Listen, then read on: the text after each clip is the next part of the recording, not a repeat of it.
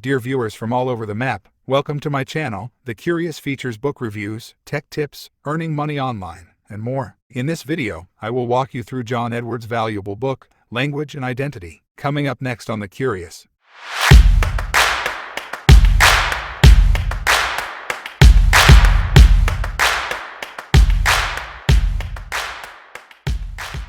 The language we use forms an important part of our sense of who we are, of our identity. This book outlines the relationship between our identity as members of groups, ethnic, national, religious, and gender, and the language varieties important to each group. What is a language? What is a dialect? Are there such things as language rights? Must every national group have its own unique language? How have languages, large and small, been used to spread religious ideas? Why have particular religious and linguistic markers been so central, singly or in combination, to the ways in which we think about ourselves and others? Using a rich variety of examples, the book highlights the linkages among languages, dialects, and identities, with special attention given to religious, ethnic, and national allegiances.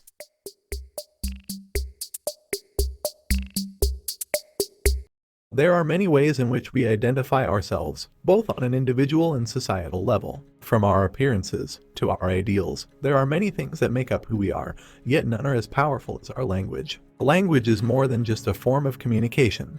It is an identifier that we create. Therefore, there is no right way to speak a language. The rules currently put in place should act as a guideline, not a dictate. Language and identity has been a topic of much debate since the birth of sociolinguistics. Language, according to the Oxford Dictionary, is the method of human communication, either spoken or written, consisting of the use of words in a structured and conventional way.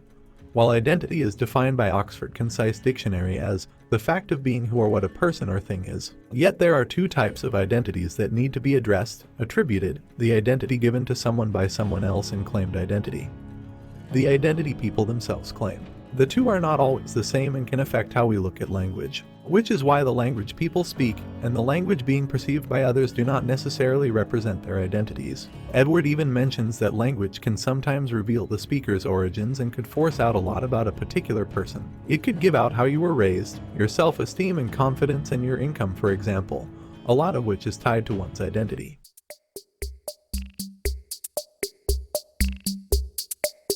The ability to be bilingual reveals identity. The more complex identity of a bilingual person creates opportunity throughout one's lifetime. One of the many ways in which identity can be acquired is through one's native and foreign languages, culture, education, and way of life. Many people identify others by the language they are dominant in, the way they do things, and the way they vary their way of speaking depending on who they are talking with. The belief of belonging to a certain group has its origins in the language that someone speaks. Language definitely plays an essential role in a person's individuality, since it is certainly a way of communicating one's identity. Humans have the ability to communicate through verbal communication. It is a way in which individuals are able to express and transmit their thoughts and emotions to others. Also, it gives the freedom to convey our thoughts and feelings without any obstacles or limitations. Without the means to communicate, human beings would be in a lost and incomprehensible world. Therefore, it is extremely beneficial to communicate with others because it helps us to reach out to people and to unite with others that are not of our same background. Therefore, language allows for exploration to occur and opens up a new window in our life. Having a second language is a great benefit and a step forward. It is always better to have many ways to communicate with others than to lack ways to communicate. The advantage of speaking a second language opens a new window into people's lives. It enables individuals to explore different cultures, different ideas, or to simply explore a whole new different world from the one familiar to. Individuals who are bilingual have more opportunity of making foreign friends and being able to be understood more by others of different places.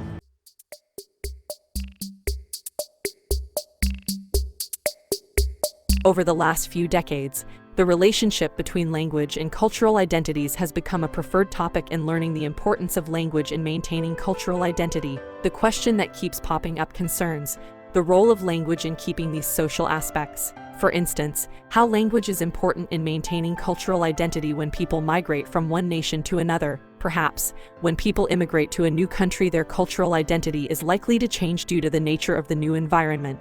For example, immigrants use language to preserve their cultural heritage and identity in a foreign land. However, fear of judgment, suppression, and linguistic terrorism affect their ability to fit into the new community, and they are not only linguistically terrorized by their hosting communities but also by their own people. In fact, the fear of judgment causes people to have multiple identities or consciences. Your identity, according to Edward, is determined by language. The language you speak is part of your culture. And your culture is what defines a person because of their beliefs, norms, and values. Thanks for watching. The Amazon link for this unputdownable book is as usual in the description box. Give this video a thumbs up if you want to see more videos from this channel. If you know of a useful book that could benefit others, let me know in the comments below, and if you're new here, click on the subscribe button and notification icon for more useful books and other related stuff from the curious.